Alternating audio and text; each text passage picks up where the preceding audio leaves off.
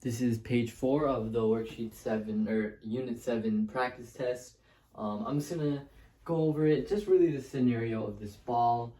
Starts at the top, or it starts at the top of the diagram as shown on your practice test at rest, and then it's gonna launch off, at a final speed right here. And we're given some information, right? This height is 1.5 meters. This length of the ramp is 0.95 meters, 27 degrees incline, and then you have the mass, the radius, the rotational inertia, and we got to calculate the final linear speed as it launches off that ramp.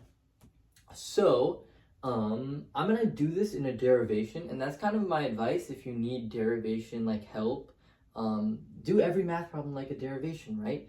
You're calculating for linear speed, so just derive an equation for linear speed, and then at the end you can just plug in your variables.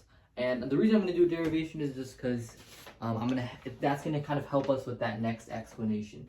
So with any kind of problem like this, I hope the first thing that comes in your mind is conservation of energy, right? There are no forces here that are going to do work. We can use conservation of energy. So we know that the initial energy is all UG. It's stored in UG. All right. So we then know that the final energy, right? It seems like it's like a certain height off the ground. So, you can say that there's UG here. There's going to definitely be K plus K rot. But remember, just like from unit 4, you can choose whatever height you want where UG is equal to 0, or like where the H is equal to 0, right? So therefore, we can say there's no UG at the end. We're allowed to do that because, the math works out the same. This way, you can just have no UG at the end. Makes things easier. So let's just plug in what our, our energy equations and stuff like that. So just our, kinetic energy equation and then our rotational energy equation. Okay, so now let's just, keep plugging in. We have mg. Now for this h, you might be tempted to do 1.5 meters, right? But because we said that this is where h is equal to 0, this is like this sort of portion right here is the actual height. That's where the UG is stored. So we have to do 1.5 meters. So I'll say like h1 minus this height, h2.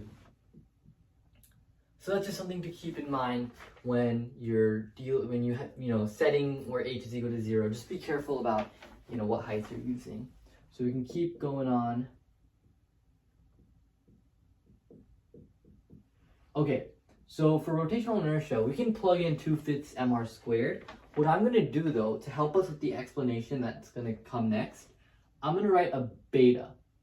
This beta just means coefficient, right? This is just a variable for like 2/5, 4/5, 7/12, whatever. That just represents the fraction part of rotational inertia. So don't let that trip you up. I'm just using that as a placeholder for 2/5 or 4/5, whatever that number is, right? And then this omega squared is going to be v squared over r squared, right? Just a bridge equation. And then just because all these masses are the same, we're just doing a classic, right? Cancel out the mass for our derivation. So now you have g h1 minus h2 equals 1/2 v squared plus, and now 1/2 times beta is the same as beta over 2. Remember, that's just, that beta is just that rotational inertia fraction.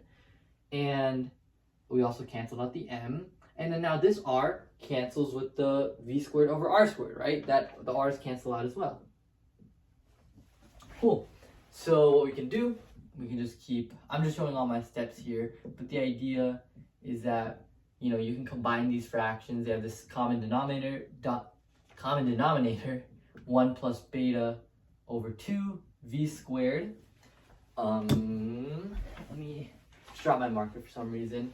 Then we have to multiply by the reciprocal, so it's going to be 2g h1 minus h2 over 1 plus beta equals v squared. So your final derived equation is just v squared is equal to, v is equal to the square root of 2g, h1 minus h2 over 1 plus beta, right? That's just our final equation. It looks really nasty. It kind of is, to be honest. It doesn't look pretty, but the idea is that, hey, we don't even need to know mass and radius. When in our derivation, that canceled out. So all we need is just, the heights. So 2g, h1 is 1.5 meters. Now this height here, well, we don't know the height. We know the length of the ramp is 0.95. And we can just tack on our, trig functions. This is 27. The height is the opposite, so we're just gonna do sine 27. So 0.95 times sine 27. And all of this is being squared. And now, for that 1 plus beta stuff, 1 plus, now the fraction, the rotational inertia fraction is 2/5. So I'm just gonna put on the 2/5. And you get a speed, when you plug this all in your calculator and do it right, you should get a speed of 3.86 meters per second, right? We're doing linear speed. So yeah, understand that this deriving process just got us the same result, right? If we just plug numbers from the start and to solve normally, we would get the same result. This derivation just helps us. So I'm just gonna kind of erase the work. I just want to leave the derived equation there. And then we have v is equal to, what was it? 3.86 meters per second. Okay. So we're at 7 minutes. Oh boy. Let's do the explanation. Now the ball is replaced with another ball. It's hollow instead of solid, same mass and size. And will this hollow ball land further than the solid ball? So the reason I derived this equation is I want you to understand that, the hollow ball, so, you don't have to, you just have to think about the rotational inertia. The mass is more spread out, right? So this fraction is going to be bigger, whether it be 4/5, right? It's going to have more rotational inertia, right? 4/5 mr squared. So if the fraction is in the denominator, when this goes up, then the velocity, the whole fraction will go down. That's why I kept the equation like this. I wanted to show you that no matter what your explanation is, you have to, the answer is hollow ball will land, it'll have less speed. So it'll land not as far as the solid ball. So don't use math to explain it, but use the math to guide you to the right answer. Now, how do we explain it, right? Here's how I would say it. We know same mass and, so let's say we have I'll do pie charts to kind of visualize it. I'm not going to go through the whole explanation. I'll just kind of touch on key points. If we have pie charts for both, actually let's do LOLs. I think LOL diagrams will make it easier. Even though we haven't done it in a while, might as well. So here's how I'd explain it.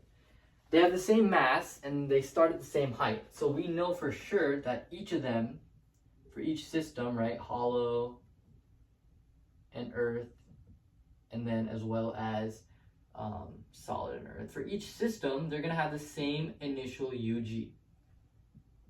So maybe it's 4, right? I don't know, 4, whatever that, it's going to have the same amount is what I'm trying to get at. We know that the energy at the end, right here, so they have the same UG at the start, same energy. At the end, they're going to have no UG, and it's all going to be K and K rho. Now, because the hollow ball has more rotational inertia because the mass is farther out, that means it's harder to angularly accelerate. So at the end, the hollow ball will have less K. So I hope that's not a surprise, right? It's going to be moving slower for sure. It's going to be moving slower for sure. We saw that last unit. It has more rotational inertia. It's harder to angularly accelerate. So maybe the solid has 3, and then now the hollow has 1.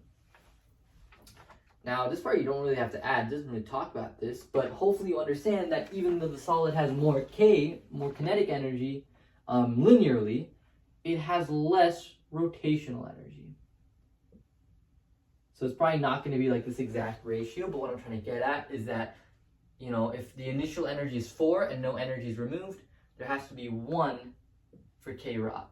I'll write in here like 3, 1, and then the same, I'll do like, I don't know, 2, 2. I think that'll make more sense. 2, 2. The whole idea is that at the end, the hollow will have less translational kinetic energy because it's harder to angularly accelerate. We've seen that. It loses the race on a ramp. Therefore, the solid ball will go farther. It has more K. So, you know, that K rotational is not going to convert into K or anything. It's just going to keep this K. And then, yeah, it'll go further.